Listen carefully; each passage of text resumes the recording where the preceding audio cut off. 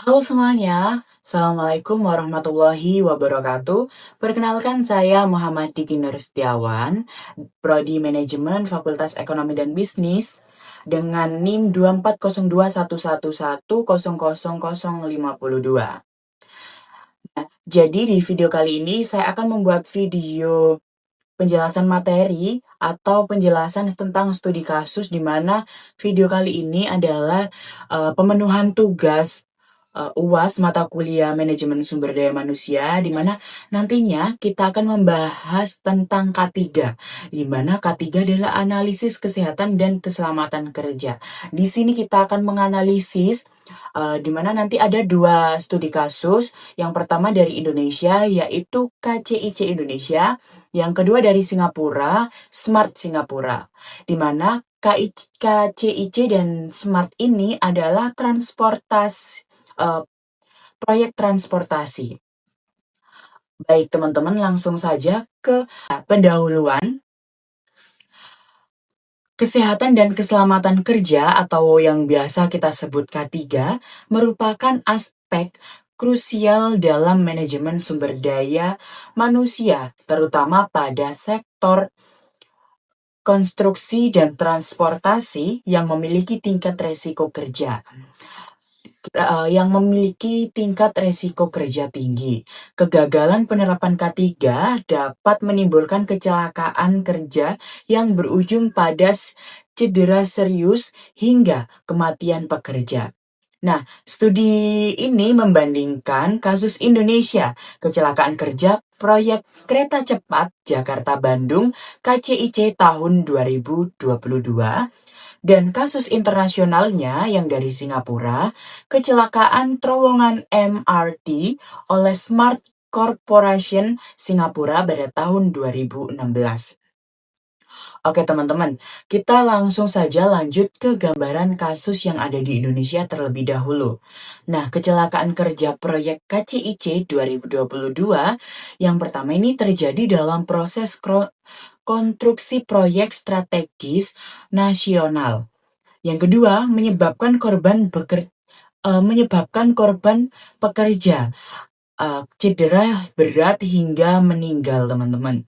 Dan yang ketiga, lingkungan kerja beresiko tinggi, alat berat, struktur tinggi, tekanan waktu proyek. Nah, isu utama keselamatan K3 ini yang pertama, pengawasan keselamatan yang kurang optimal, teman-teman. Dan yang kedua, kebutuhan SOP tidak konsisten. Yang keempat, tekanan target proyek menyebabkan pengabaian aspek keselamatan. Yang keempat, budaya keselamatan masih lemah.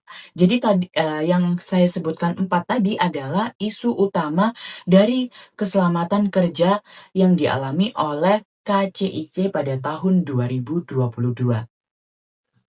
Kita lanjut bergeser ke gambaran kasus internasional yang dari Singapura. Smart Corporation Tenul Akiden Singapura pada tahun 2016. Yang pertama, 2 pekerja tewas saat maintenance terowongan MRT. Dan yang kedua, terjadi di sistem transportasi publik dengan standar keselamatan tinggi. Oke, kita langsung bergeser ke tindakan pasca kecelakaan, teman-teman.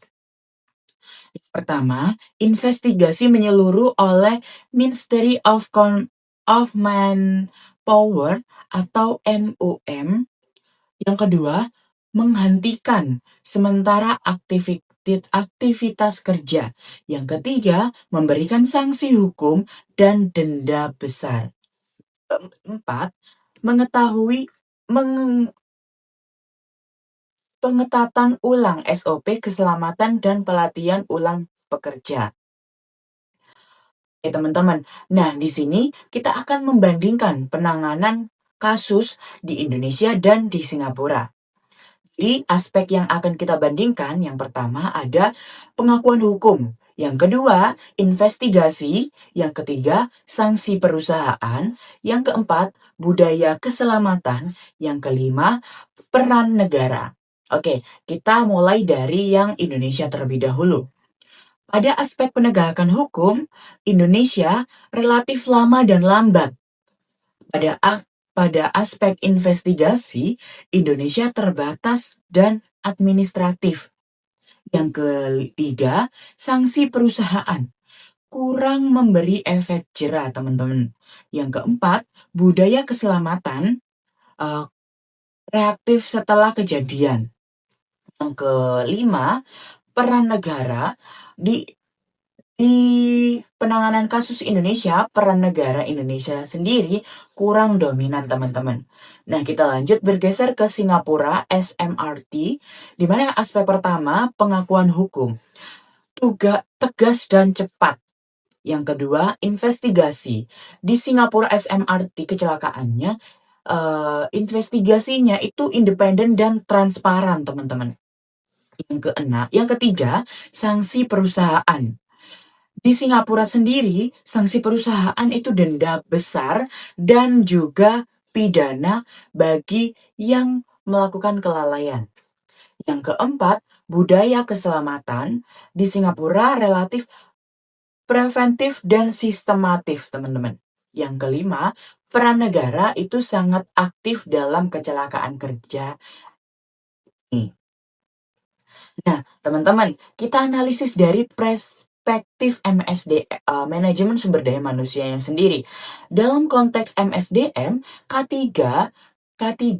merupakan investasi jangka panjang bagi organisasi. Kegagalan dalam penerapan K3 mencerminkan lemahnya perencanaan sumber daya manusia, kurangnya pelatihan keselamatan, serta budaya organisasi yang belum berorientasi pada keselamatan kerja.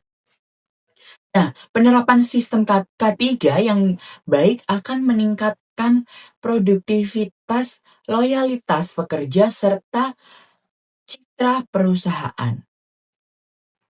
Nah, teman-teman, di sini kita bisa merekomendasikan kebijakan untuk Indonesia. Dari kita tadi menganalisis kasus yang ada di Singapura SMRT tadi, kita bisa memberikan rekomendasi kebijakan untuk Indonesia.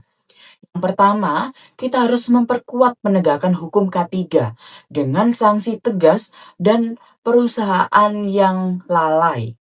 Yang kedua, mengintegrasikan K3 ke dalam strategi dan indikator kinerja manajemen. Yang keempat, meningkatkan pelatihan dan sertifikasi K3 bagi pekerja beresiko tinggi. Yang keempat, membangun budaya keselamatan kerja serta berkelanjutan. Nah, dari penjelasan, dari rekomendasi dan keseluruhan yang saya jelaskan, kita bisa menyimpulkan bahwa perbandingan kasus Indonesia dan Singapura menunjukkan bahwa kecelakaan kerja bukan hanya disebabkan oleh faktor teknis, tetapi juga oleh lemahnya sumber daya manusia dan budaya keselamatan kerja.